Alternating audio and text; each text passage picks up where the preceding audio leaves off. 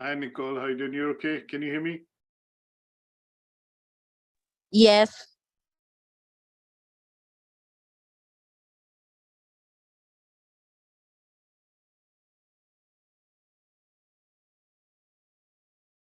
Hi, Nicole.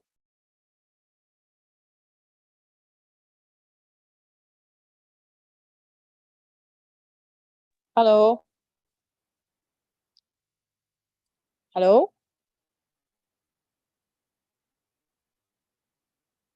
Hi. Hello. Can you hear me?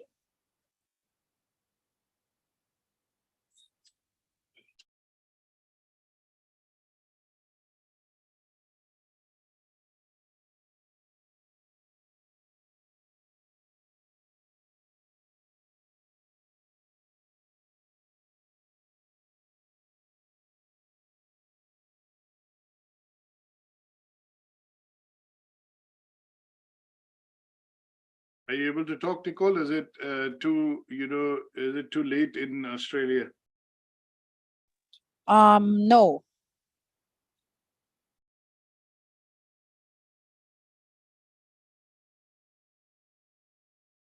All right. Okay, that's fine.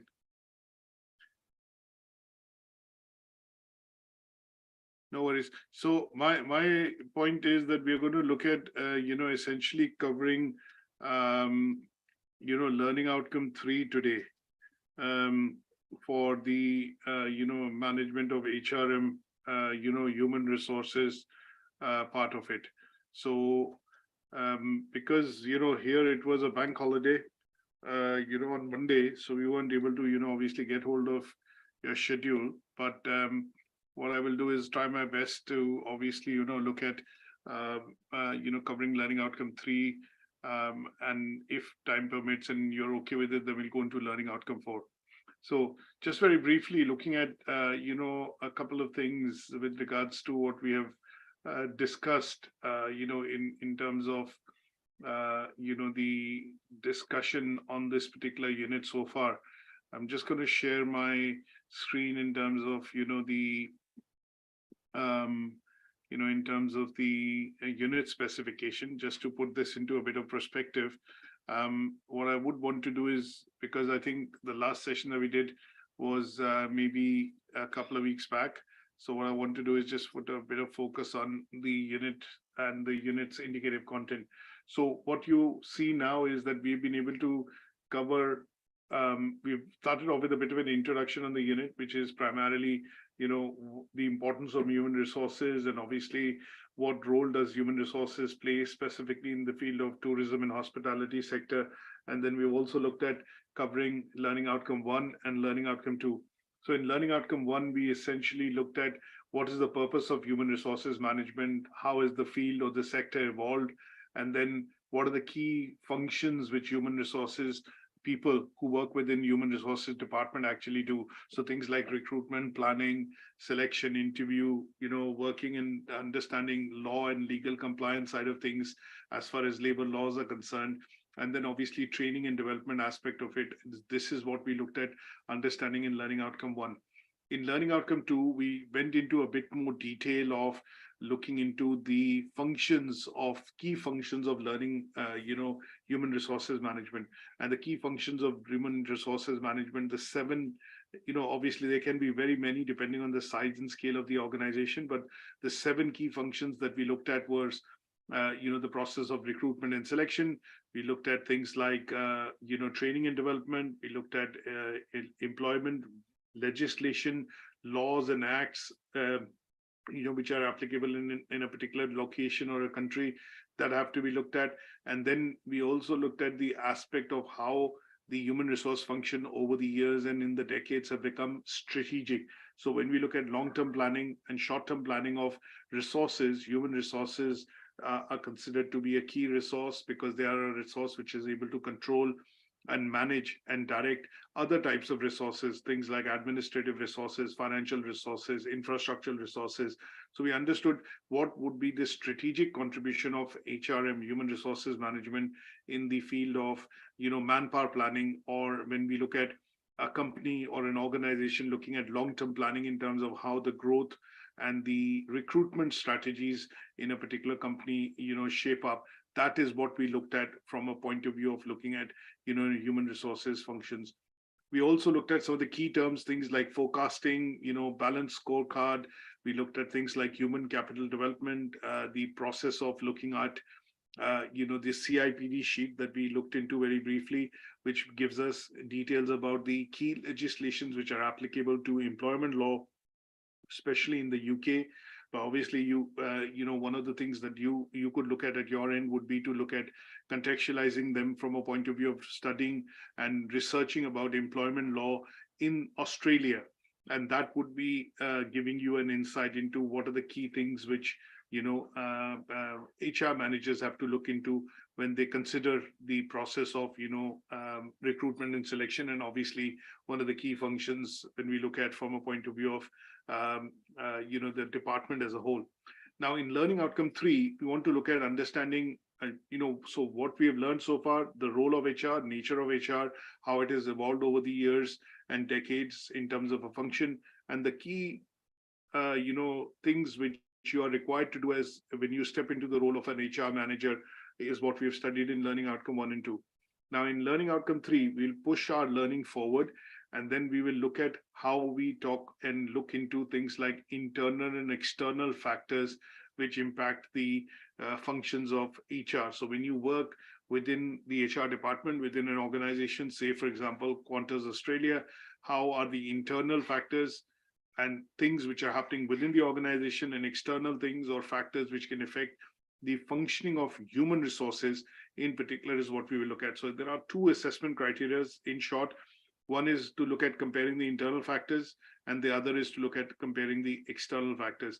And some indicative, guidelines are given in terms of what we need to look at for the purposes of looking at covering internal factors and external factors. So let's discuss this. As always, I've got a presentation that I'm going to take you through. There are a couple of slides that I've looked at putting together for the purposes of discussing the indicative content. And let's get into this. Now, before I start, I want to put this into a bit of perspective. What do we mean by internal and what do we mean by external? So I've got a video that I would want to play. And when we talk about, things like factors in general, what we mean by that is when we look at these factors in general, there are lots of factors which can affect, the working of human resources in particular, when we talk about, this aspect of operations. So just to give you an example, if I was working in, say, sales, or if I was working in marketing. Now, during the COVID pandemic, as you can see, what happened is that in order to control the pandemic, the national governments actually created a strategy of lockdowns. And the strategy of lockdowns was primarily done to ensure that the spread of the virus was something which was, the spread of the virus was we wanted to try and control the spread of the virus. Now, because these lockdowns happened, what that meant was if I was working in sales, there would have been disruption to obviously the business activities of an organization. Flights were grounded, hotels, were empty, a lot of cancellations happened. But what, if you look at, is how these factors affected an organization from outside and what are these factors which affected the organization from inside. If we divide them up and separate them into 2 different types, we'll understand what are the internal factors and what are the external factors. So the external factors were the government introduced lockdowns in order to control the spread of the virus. They also looked at introducing things which were related to restricting the movement of people in order to control. So external influences meant that, we had to go into government introducing a policy or a ruling on lockdowns. And that was affecting not just Qantas Australia, but affecting all other airlines as well. That means business came to a bit of a standstill because passenger numbers fell drastically. People could not travel. And because of the travel ban and the lockdowns, that meant that all the organizations were affected, equally. Now, what was the factor which affected the organization externally? Was the introduction of travel bans and lockdowns, which was a government initiative or a legislation. I won't put it this way, a law or a legislation, but it was a government initiative which was introduced across most countries, and that was external influence or factor. Now, if you look at internal factors, what the HR did was, because of the reduction in the business, and obviously we look at reduction in the number of passengers flying and taking flights, booking, revenue, all decreasing. At some stage, maybe the top management in the organization would have taken a decision to say that we are going to reduce people in terms of headcounts, or we are going to look at furlough schemes or layoffs, essentially were planned. And this was done to protect the organization and its business. And due to the revenues going down drastically, cancellations happening. And this was an internal decision taken by the management because of the external influence or factors which affected the organization. And this decision making, which was done individually in each of the organizations, was an internal factor. And that is what we will look at, understanding this with a bit of a video.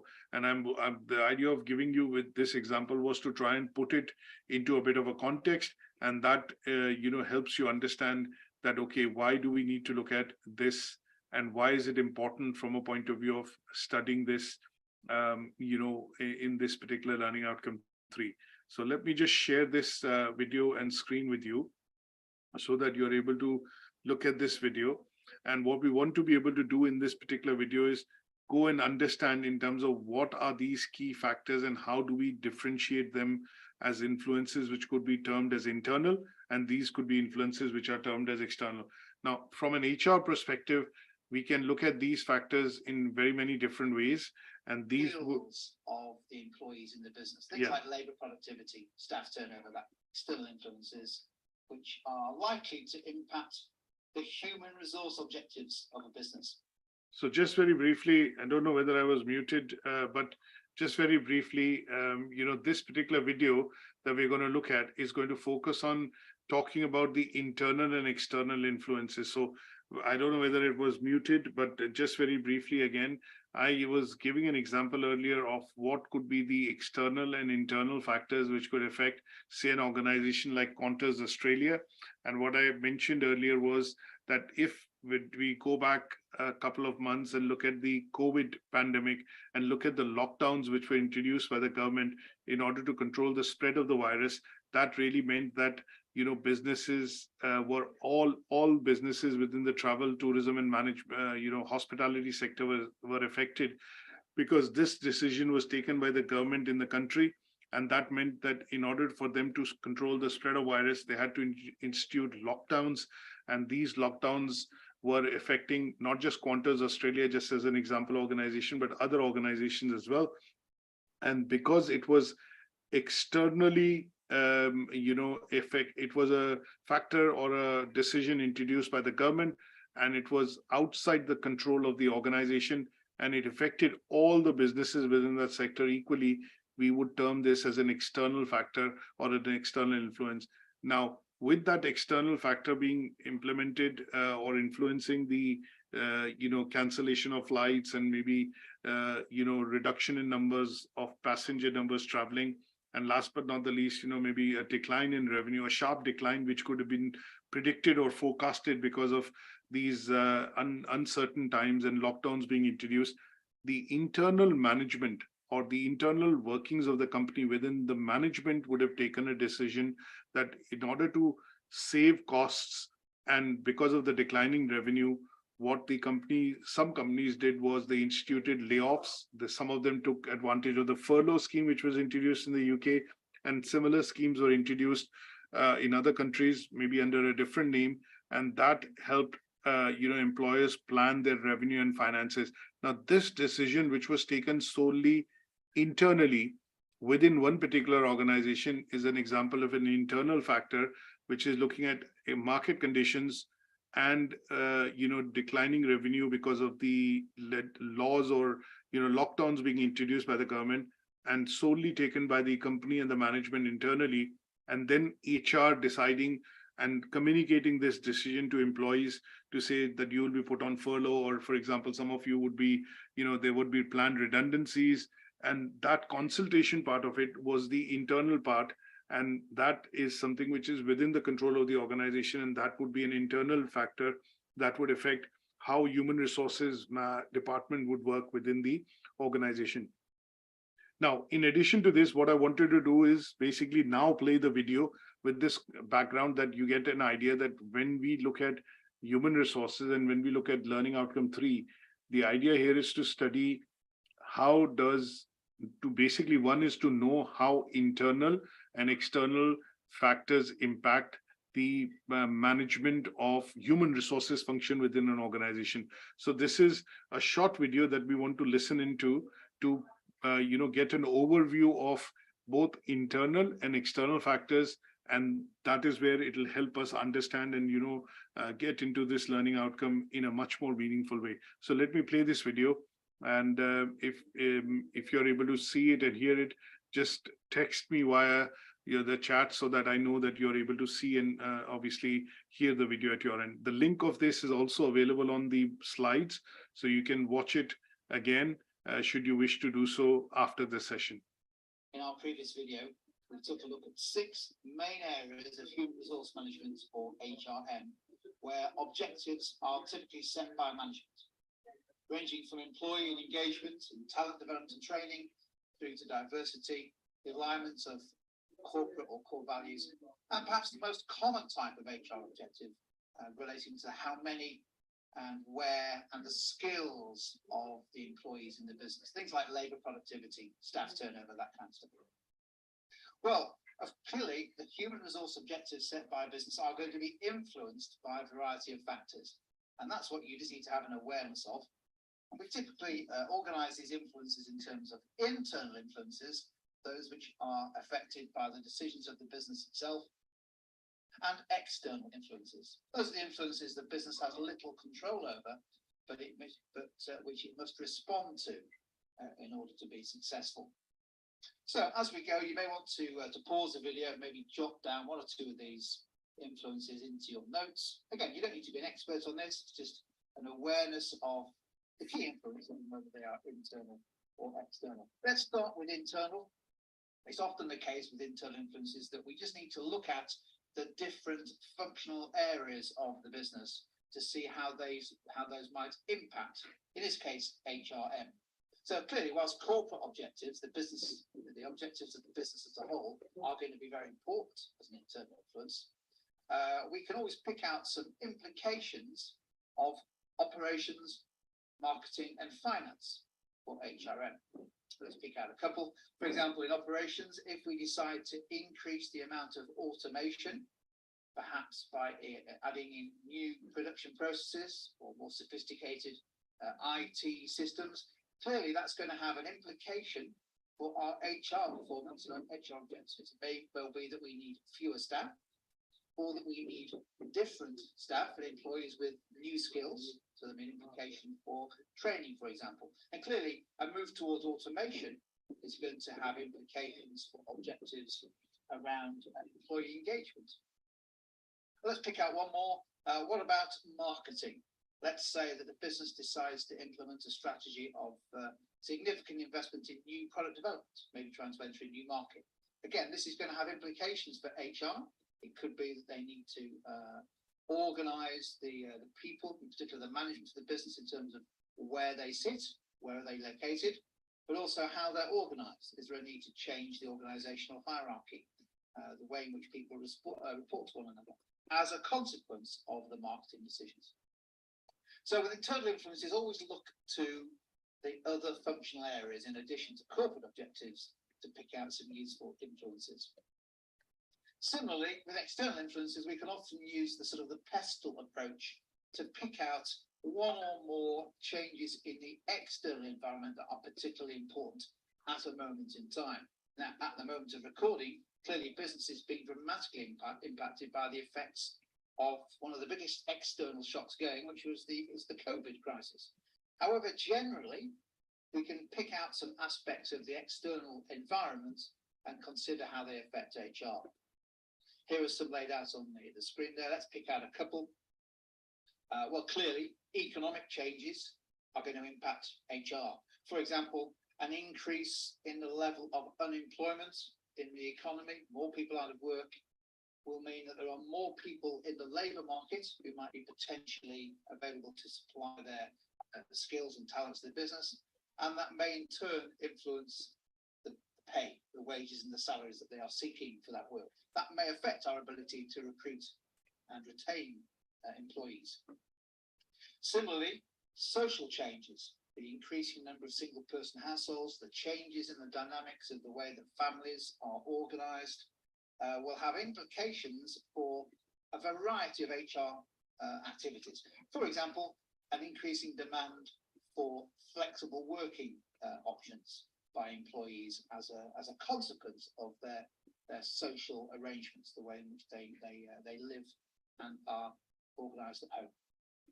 So hopefully you can see in the external environment, there's always lots of things going on, and most times a significant external issue will impact the HR objectives of a business.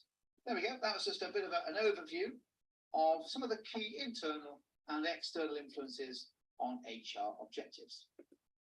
So as you can see, this video gives a bit of a brief outline in terms of what we need to be looking into when we talk about, internal and external influences. And when we look at this in particular, what we try and get to is understanding how they can affect, the HR side of function. Now, one of the key things that we need to understand to always segregate these variety of factors which can affect the function of HRM within an organization is to look at a framework called STEP. It is a part of PESTEL framework, which basically, I'm not too sure if you have come across, but PESTEL is a framework, which basically is used to do external analysis or external analysis of external environment and external factors which can affect the organization. And normally, if I just bring this across here, just to put this into a bit of perspective, this tends to be the framework which is normally used, in order to segregate the factors which can affect the organization, its capacity to function, and, things like productivity, efficiency, revenue, sales, or the services which a business offers. And these factors can be classified into a variety of different types. Now, they tend to be these 7 different types that we see in the PESTEL analysis framework. They could be political, economical, social, technological, legal, and environmental. But for the purposes of HR function, we will be, we could look at this in a broader term and do a PESTEL analysis. But sometimes, generally, what we also do is do a structured working on, looking at some of the very specific factors that we can relate to the human resources department, and they tend to be what are called the STEP. So in order to recognize these factors which are related directly to HR, we follow and we kind of, modify this slightly to call it STEP. So we'll be looking at social and cultural, we'll be looking at technological, economic, political, and legal. So we combine, some of these factors and we call it STEP. Now, one of the things that you saw in the video, which obviously was brought out, was an example of how economic factors can affect the function of HR. Now, going back to what I gave an example of COVID, and during lockdowns, HR had a very important role to play within the organization, because when you have layoffs or when you have redundancies, it's not very simple to manage. It's a very difficult task for the human resources department to look at shortlisting people which are going to be laid off, what talent to retain, what skills the organization would need in the long run, and to retain those people. And obviously, severance, redundancy, layoffs, whatever word we use, is a very difficult term and a difficult process to manage, because sometimes the HR department has to take employees through consultation.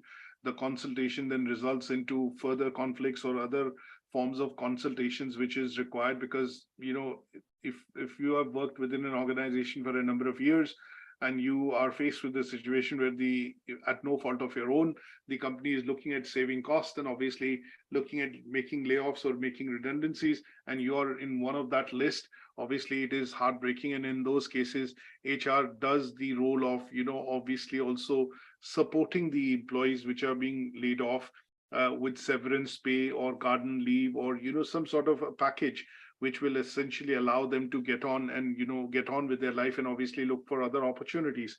And this framework is something quite important because it allows you to segregate and separate some of these factors out when we talk about, STEP or PESTLE as a framework. Now, just a brief here, we also want to look at what are the internal factors. So we know the external factors could be factors which are related to social, cultural, technological, political, and legal, and in some cases, economical factors which can affect the organizations working from outside.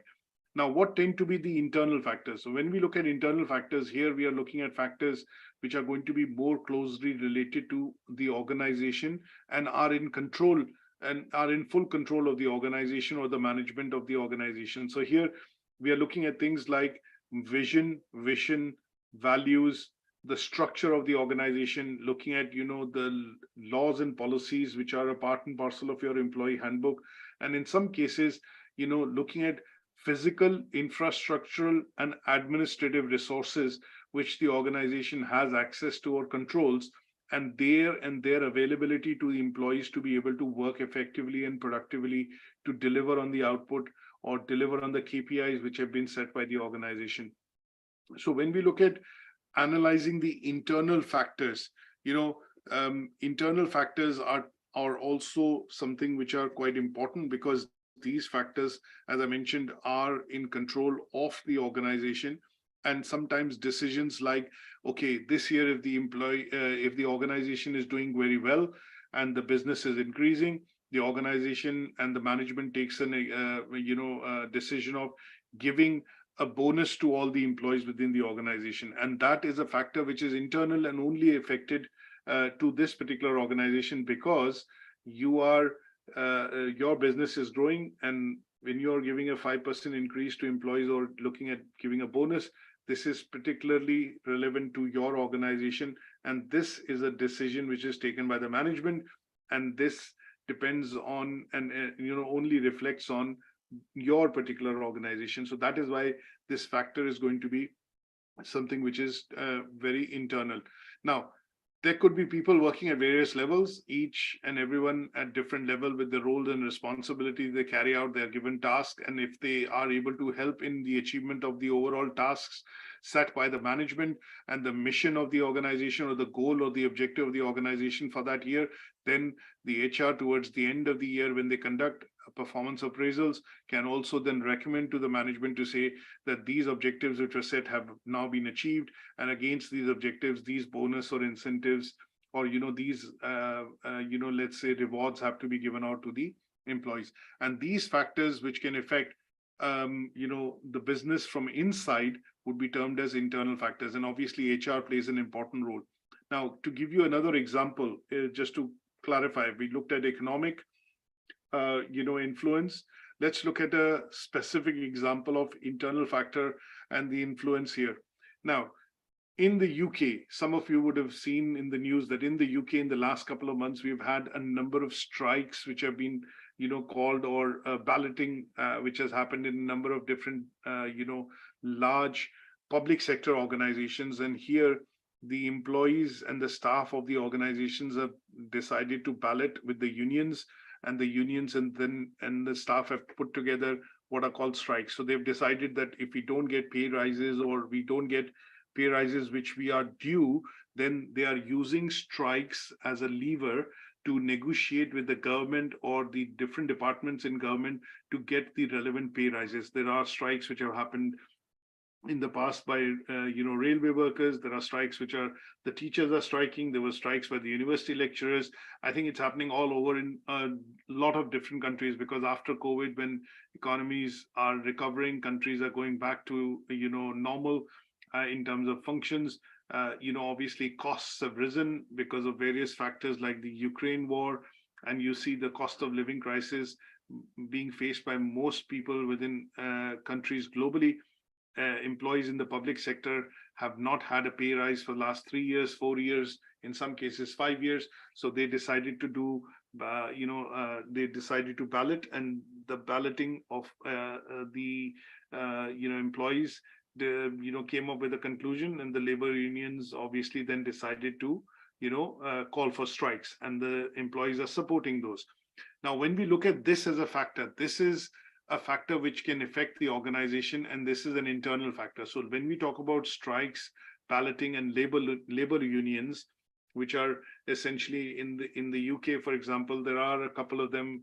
So Unison, for example, is one of the big unions, and here the employees decided on this action, and they said, if we don't get this pay rise, 5% or 6% or whatever, we are going to strike.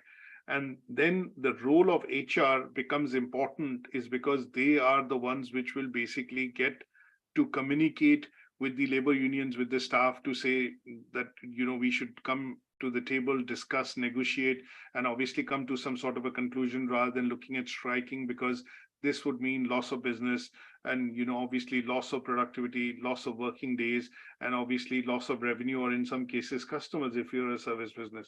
Now, this particular factor, which is not present across organizations, it is specific to one particular organization, or in this case, a few particular organizations, but it is purely internal. That means it is something which is in which the human resources department and the human resources manager play a very important part. And this is considered, say, for example, an internal factor. Now, the reason why this is also an internal factor is because when we look at human resources planning, we look at recruitment, we look at people being in frontline services. In some cases, in some businesses or in some types of organizations, if the strike action is called, it will be very difficult to manage, because at some stage, the HR would need to sit down with employees or with key people who manage these front-end services to say that you cannot go on strike, or if the strike action is to happen, then certain minimum number of coverage is required. So here the HR would need to either look at falling back onto recruitment agencies to get supply staff in, or get cover in from agencies which will provide agency or permanent temporary staff who would cover in and come in and cover the work and the work aspect of some of the activities which happen within the organization. And that is where HR is going to step in and obviously look at this particular role, and this would be an internal factor. So if we look at the rail workers striking and certain rail services being disrupted, the management would discuss with HR and say, can we get some services to work? Can we get people from outside the organization, and can we have them trained up and working, so that when these strikes do happen on certain days, when things do not work as usual, then we have this supply staff or essentially contractual staff coming in and obviously taking care of some of the key services or key routes which will still be operational from a point of view of that organization, and that would be an internal factor.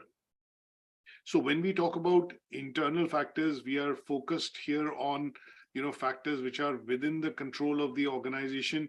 These factors would typically be factors which are essentially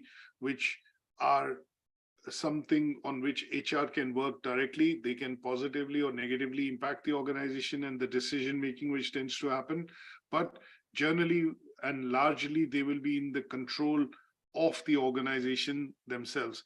So these factors would include things which are related to structure of the organization, the culture, the labor unions, human resources, and some of the other resources which are within the reach and bounds of the organization.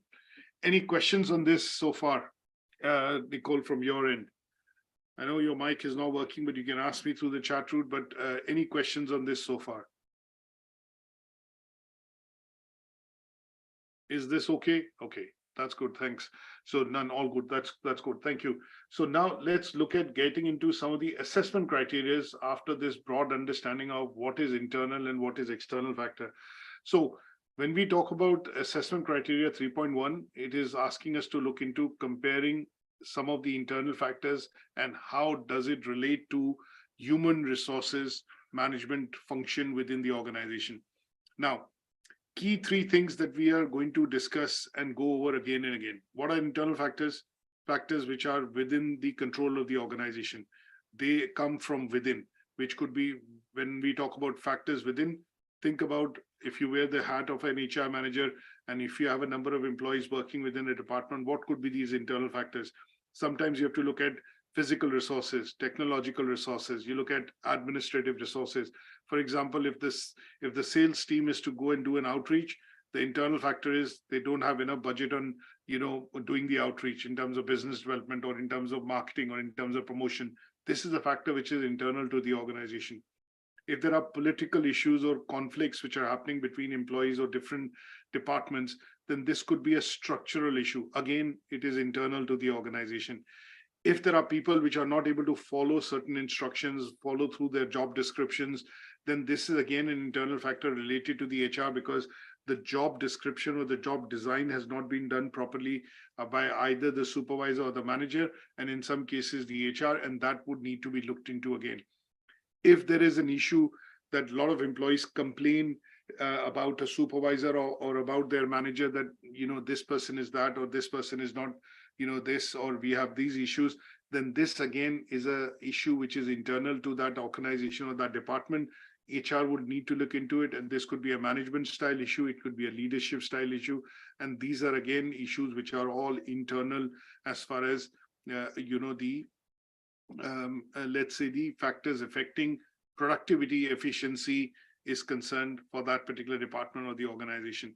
Now, broadly, when we classify them, as we have put across this on this slide, we will look at things like value, we'll look at mission and vision, we look at the structure, culture and management style, leadership, and in some cases, some sort of physical oblique, technological resources. Now, an example again here that I would say, which could be done using a table, and we'll discuss this with an example towards the end. If the internet connection within the organization is down, now that means the internet is down for you within your office or within the company or within a particular branch office of the organization, but that does not mean that the internet or internet services are not working elsewhere for other companies or other places or other branch offices. So if you are based in Manchester and the internet is down, then obviously only the Manchester site or the Manchester branch office services are affected temporarily till the time the internet is down. But that would not mean that the business or the branch office of the company in London, Birmingham, or other cities is not functioning or not operational, because there the services are working as usual. And again, these would be factors which would be internal. And in particular, when I give the example of internet, what we are looking at is basically, technological factor, because if you're not able to send and receive email, or you're not able to, say, for example, use a system in particular that you use, then in those cases, this would mean that this, that particular function or that particular task which is being performed by a number of employees would actually come to a standstill, and that would be because of technological factor in terms of the internet being down. Sometimes we get to see in offices or, large companies, they put it on their website to say, our servers are down, and they put to follow live updates on, our services, follow our Twitter feed. And sometimes if it is under maintenance, things like the website is under maintenance, you put a banner on, and that is largely a technological, factor. Now, when we look at some of the other factors, things like, organizational structure. Why is organizational structure important? The moment you look at an organization or a business wherein you have number of employees, depending on the size and scale of the organization, at some stage, the organization will need to have some sort of a structure, which could be a pyramid structure, a hierarchical structure, it could be a functional structure, it could be a flat structure. Small businesses generally have a flat structure. That means you have a managing director, the CEO, you have different people, and they all report into the CEO. They have access to the top person of the organization. And because the organization and the services they provide and the team that they have is small, that structure seems to work well. But as the businesses expand, the structure would also change. And this would change primarily for the purposes of communication, for better transaction, or better managing of transactions by looking at increasing productivity. And in some cases, you would see that the organizations transition into what is called a functional structure. So you have departments like marketing, sales, product, manufacturing, engineering. You might have administration, finance, and each of these departments would have different people working in their responsible areas to be able to deliver on the aims and objectives. So if the structure of the organization is not well thought of by the management or by HR in this case, sometimes what happens is decision making becomes delayed. And if you look at this as a parameter in terms of how does it affect internally the organization, sometimes if you do not have employees empowered to make decisions, or if decision making capability and capacity is not given with the role that they are working in, then what will happen is sometimes jobs can get or take more longer time to achieve or complete. And in those cases, the structure of the organization has to be looked at from a point of view of a parameter like decision making. And this is where HR gets involved, because their role is to look at streamlining some of the decision making process, ensuring that the role and the responsibility has the authority required to be able to make decisions in favor of the organization, which will allow for increasing efficiency or productivity, or in some cases, getting more revenue, depending on, or providing better services or a better customer experience, depending on the nature and the type of the organization that you have. Now, similarly, we can look at some of the other points like culture and management style. If you have let's say, autocratic culture, that means decision making is linked or centered around one person, you would probably look at that person having too much authority or power. And in those cases, everything could become a bottleneck when the organization expands. And if the decision making is still centralized or is centered with one person, you generally see that kind of management style or leadership style would not work, because that would make the employees feel less empowered. And in those cases, HR steps in, structure, and they look at, when they recruit new people in, they would look at trying to recruit somebody who's going to come in and gel and settle well within the organization, rather than get somebody in who's going to come in and disturb or, as we say, shake the apple cart within the organization. So here is where we look at how the flow of communication happens, how the decision making happens, where is the authority centered, and to what extent and to what at what level the management is comfortable in delegating the decision making authority. And that would be, something that HR would influence over a period of time. When the structure of the organization develops, there is a management style which the organization would also develop because of the type of people and the style of people and the behavior they exhibit. And that would also be a factor which HR would look into. Sometimes you see a practical example of this, where I would see is that sometimes you see that during performance appraisal, sometimes employees do complain that I don't get on with my manager quite well, or my manager treats me, differently as when we look at from others. And in those cases, you hear the terms called favoritism, or he's the best, person for the for this particular role. And those kind of things then tend to be, managed by HR when it comes to looking at ensuring that there is a balanced approach which is taken by the head of the department or within the organization, and that does not favor any particular individual, but it also creates an equilibrium or an equality in terms of some sort of an equality, wherein most employees are seeing this as a favorable factor to work, and you see then employees being motivated and loyal towards the organization.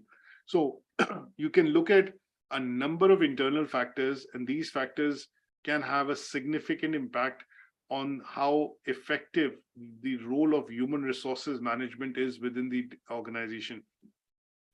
What we need to also look at is, in this case, we need to be, if I'm wearing the HR manager's hat, I need to be carefully looking at managing and aligning some of the organizational strategic goals and objectives with the expectation of the employees or staff which work within a particular role.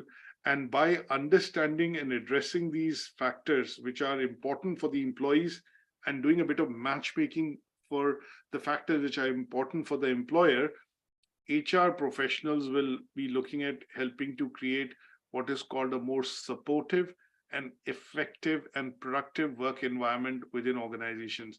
And this is going to be important for the company or the business or the organization, whichever way we say it, because at the end of the day, businesses are there to make profits. They are looking at growth, and obviously employees are the ones which are driving that growth. And in order to ensure that the employees are driving maximum growth in terms of revenue, in terms of say customer services, customer experience, or production of goods and services, HR's role is critical, because if they define the job well, if they design the job description well, they make sure that the employees feel empowered and they have effective resources to be able to perform that function or deliver on those goals and objectives. They have done their job well, and they have ensured that the organization is going to move forward in terms of achieving some of these aims and objectives. Now, having looked at this theoretically, any questions on this, Nicole? Looking at this theoretically, let's look at also putting this into a context by taking an example. So what I've done is I've looked at some of these internal factors, and what I've looked at is an example of Ryanair, one of the cost effective, or let's say cheap airlines, which is basically focused on providing value for money air travel to customers in customers in Europe. They fly to about maybe over 400 destinations. They're based out of the UK and Ireland. So let's take an example of how some of these internal factors in the context of Ryanair affects their policies, their working procedures, and obviously employee staff morale, motivation, and overall how does the HR play a very important role in controlling, directing, and planning and maintaining some of these internal factors in a way, in the most effective way, I'll put it this way, which allows them to work and operate successfully and deliver on profits year on year. So some of the internal factors that we look at, that we've discussed: structure, culture, leadership style, human resources policies or employee handbook, or some of the employee policies that are effective, and then look at technology. So what I've done is, if I look at culture basically consists of things like your values, beliefs, behavior, your attitude, and how do you come across in general when you come to work within a place of work, or come to your place of work for the purposes of employment. Now here, Ryanair focuses from an HR perspective the organizational culture and how it is kind of let's put it this way, depicted in the employee handbook, and the training which is done for an employee when he or she joins the organization is focused on what is called the culture of efficiency and cost cutting. They are a budget airline, right? When I use the word cheap, I should have used the word budget airline. They provide value for money. So when we look at the culture of the organization, the operator Ryanair has been set up on the basic ethos of helping to look at providing cost-effective air travel. So they focus on efficiency and cost cutting, and this is reflected in all the HR policies and practices which are written within the organization. So for example, the airline has a policy of hiring staff only on contract, and they provide very minimal employee benefits to reduce cost. Because they're a budget airline, their tickets, if I have to fly from Manchester to London, probably I'll get a Ryanair airline, ticket for about 40 quid or 40 pounds. But if I was to take that same flight through British Airways, then there will be a difference. British Airways flight would cost me maybe 300-400 pounds, even though I'm traveling from Manchester to London. But there are also differences in terms of its offerings. So that is where the mission and the vision of the company comes in, which is the basic part which has been defined by the founders. And we look at that. It's a budget airline. Everything that you would expect in a normal flight, things like you being served meal and your baggage allowance being 20 kg with a hand baggage being allowed, and a couple of other things would be standard. But when you look at a budget airline, your meals are going to be costed or paid for when you're in flight. They provide very minimal services. Boarding passes, for example, might be asked to be printed at home, or you bring e-boarding passes. And then your baggage allowance, if you exceed a certain value, you would need to pay additional for it. Now, because the ethos is to look at providing services at reduced cost, this is reflected in the policies of HR as well. And just as an example, the hiring policy looks at hiring staff on a contractual basis only, and some of the staff benefits that you would normally get in a company like your private medical insurance, you get bonus, you get childcare insurance, you get maybe pension, you get a daily allowance, and you get some of the other functions as emoluments or as a part of your remuneration package, here you would be getting the very basics in terms of there is no pension, for example, there is only basic salary, there is sick pay, and some of the benefits of when you overachieve or achieve your set targets, then you get a bit of a bonus, which is defined at the level at which you're working. So here, the policies created by HR are in a way done to look at mimicking what the management wants, and the human resources part of it is very important, is because the HR plays that role of making sure that they are able to elaborate on that vision and the direction which the management is giving to create those policies, so that everybody in the company then reads and understands those policies quite well.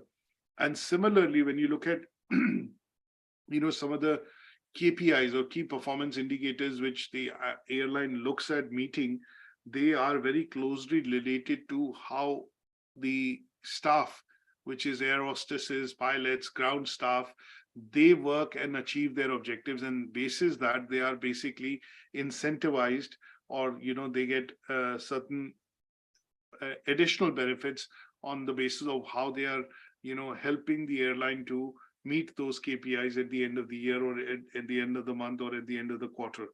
So here, this table from a point of view of Ryanair helps you understand in a great detail what are the internal factors and what these internal factors are, and how do they specifically relate to HR.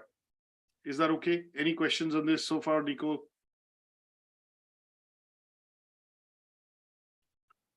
Right. So when we look at now the second assessment criteria, which is compare the external factors, what are these external factors? So that's great. Thanks, Nico. Now, what are the external factors? The external factors that we discussed, obviously, is the PESTEL framework that we want to use. But within the PESTEL framework, we want to look at some of the factors which are very specifically related to human resources management. So things like social and cultural factor, looking at technological, economical, and obviously economic, and obviously looking at political and legal factor. Now, what is the social and cultural factor?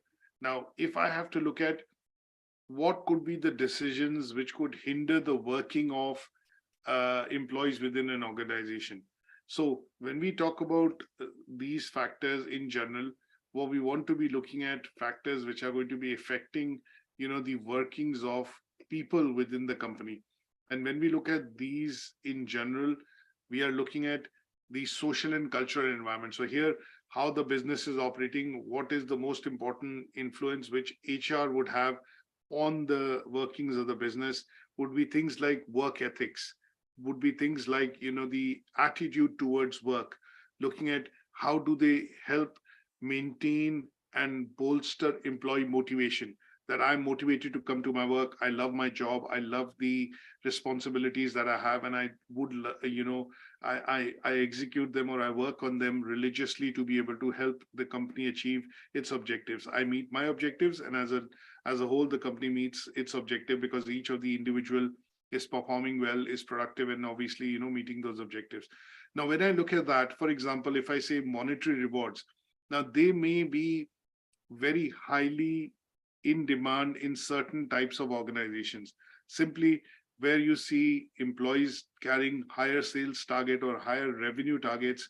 Then in those cases, you would generally see, in order for the employee to realize the benefits in terms of carrying high value targets, HR needs to put reward schemes in place to ensure that if it's a high risk and high win kind of a situation, if the employee has a target of £1 million in terms of sales turnover, for example, or if the customer services department has been asked to maintain a rating of 4.5 and above on a scale of 5 in terms of customer experience and services being provided, then the HR is also going to put certain monetary rewards in place to be able to ensure that these are going to help the employees work towards that particular objective. So HR's role would be here to assess some of the cultural factors and motivators which motivate staff to perform and then obviously deliver on that objective, and they would put then these reward mechanisms accordingly. And if in some cases, as we normally say, if when I say they, I mean, if the employees are working in a very high performance environment or in an environment which can also create, high stress, then in those cases, the HR is looking into responsibly working with the employee to ensure that work-life balance can be maintained. So people who carry higher responsibility or higher responsibility in the aspect of ensuring that the objectives are achieved, targets are achieved, the HR needs to put maybe higher compensation packages or provide, say for example, more motivation in terms of generous packages, maybe incentives like vacation packages, etc., to be able to keep them motivated to perform in their role. And here is where you look at the ethics side of things coming in, wherein you would generally see the HR function having to look at remuneration for sales marketing people. Generally, the remuneration tends to be slightly higher because these jobs tend to be much more stressful or require them to put in efforts which will help achieve the objectives of the organization. So that is where you would generally see that in some cases, organizations would look at considering this as an option to ensure that the remuneration on some of these high paying, high rewarding, and high value roles is compensated accordingly to keep the employees motivated.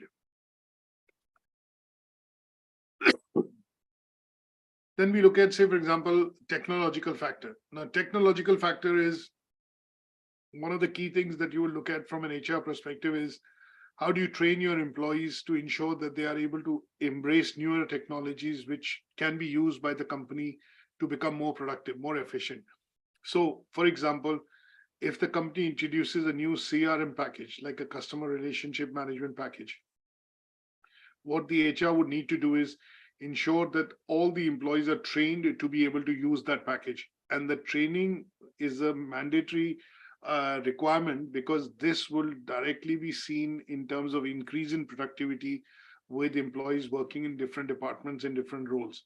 So if you think from an HR perspective that technology can help overcome challenges, because if you have a greater bandwidth internet speeds available or the top class software available within the organization, which allows the employees to work more effectively, say, for example, if employees are, if example, as a case, what I would say is, again, if you have, say, people working within call center, and the call center looks after providing back-end support to sales team and also looks at customer inquiries and complaints or support side of things. Now, in order to ensure that the seats are adequately staffed and the phone calls are received and the whole system works like clockwork, in some cases the HR would need to ensure that proper technology is deployed. That means faster internet bandwidth or maybe up-to-date systems. And in those cases, this would mean that technology would be used as a tool to overcome some of the challenges, which could be challenges faced by distances or by, say, use of, let's say, old equipment. So if the PCs are slow, and for example, if the employees feel that it takes too much time to do a particular task on the PC, and if it's slow, then HR would need to step in, discuss with IT department, and obviously roll over technology. That means when Windows 7 came in, a lot of companies took some time, but they adopted Windows 7 because it was much more productive than Windows XP.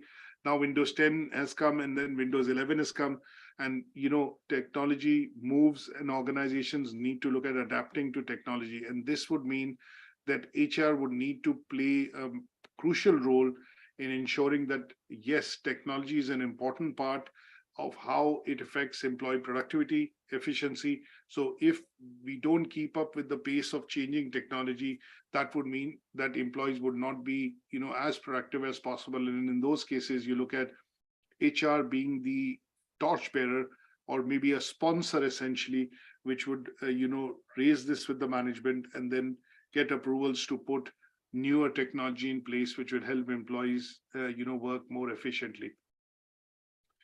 We can look at economic environment and conditions, and obviously here an example of COVID that I put, and an example of, how sometimes change in market demand, influences how the company has to act or make changes internally. And when these changes are related directly to changes in manpower, that means hiring more employees for increasing revenue or laying off workers for shaving off costs or saving costs, and in some cases dealing with making manpower redundant because some of them are not suitable for a particular role. If the company changes direction in terms of introducing a new product or a service, then you would look at, because of the preferences which have moved on the from the outside, from customers, and the company needs to change direction. These would be factors which are going to be economic. And again, here, things like globalization, things like, outsourcing, which sometimes companies do, is all because of factors which are economic. And in some cases, in the UK, if I look at, a lot of companies have outsourced services to Far East, in Vietnam, in Philippines, in India, in Bangladesh, and countries like Pakistan, because there they are able to get a better exchange rate. This is because all the other competitors are also outsourcing and moving to other markets when they can find cheap manpower, cheap labor, to be able to deliver more for the value in terms of money when customers look at buying their products and services in the UK. And this is because the pound is becoming stronger, and this makes exports, when pound becomes stronger, this makes imports cheaper and easier. And that is where outsourcing could be an economic factor, which could affect, the HR deploying or hiring more people in different countries in order to run the operations, which are going to be more cost effective for the organization. And similarly, we can discuss things like political changes. One of the biggest political change which has happened in my lifetime that I've seen, is Brexit, which is Britain exiting Europe.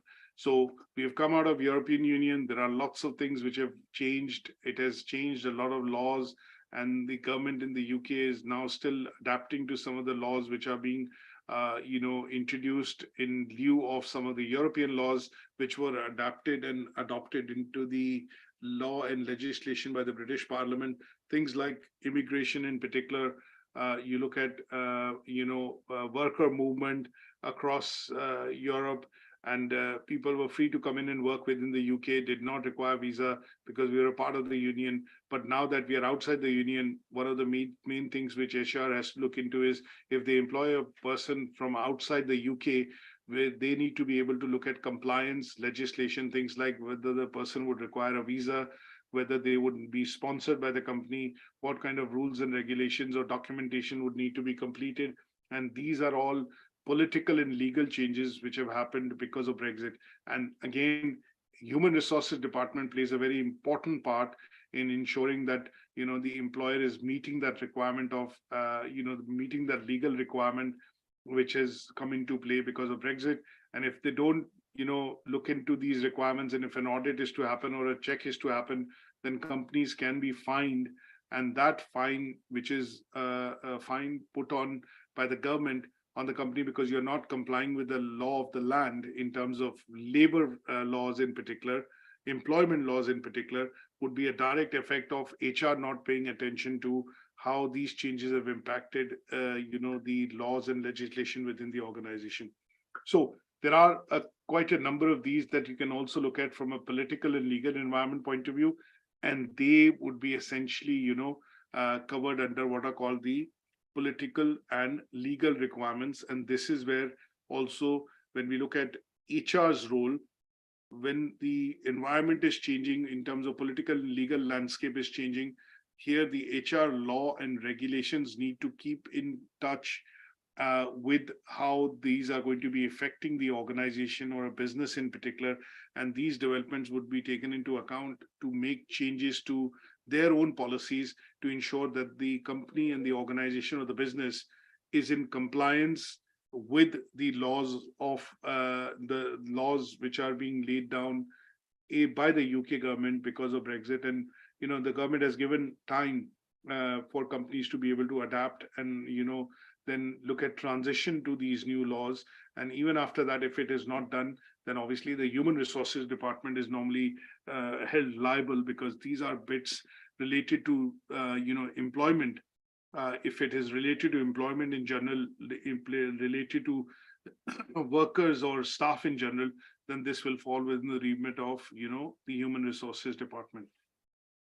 So with this, we have discussed the second assessment criteria, which is comparing, the effect of some of the external factors which can affect the organization, and what is the human resource perspective on this particular part.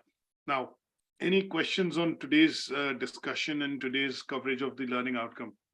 So let me have any questions if you have on that side for today's session.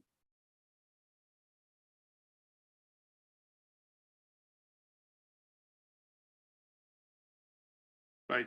So if there are no questions, and obviously if this is all okay, then what I would suggest is there is a bit of additional reading that you can do, and that reading can be done, with the handout specifically available on Moodle, for learning outcome 3, and that would help you further crystallize and understand what we have discussed today in our session, which is looking at specifically talking about knowing the impact of internal and external factors, and their, in correlation to essentially the, human resources management role.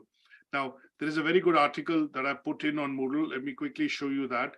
And that particular article is what I would suggest that you need to read. It is a bit of an article which tells you about the role of HR and the, whether HR will have a role in the future or not. And this is a good article to read, because you would, see it from a point of view of tourism in particular. And this article is on Moodle available here. It says the future of national tourism organizations, and is there a future for them or not? And this article basically presents some of the internal and external factors that we get to see specifically, in the geography that you are, New Zealand and Australia.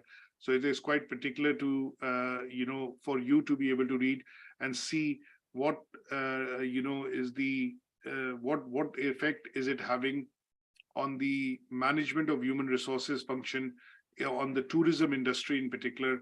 And this is, the internal and external factors that the article actually, or a study which actually summarizes. So it's about a 10-minute read, but it will be good for you to get into and understanding this, because this will help you further understand what we've discussed in terms of today's learning outcome. So towards the end, thank you so much for joining the session, Nicole.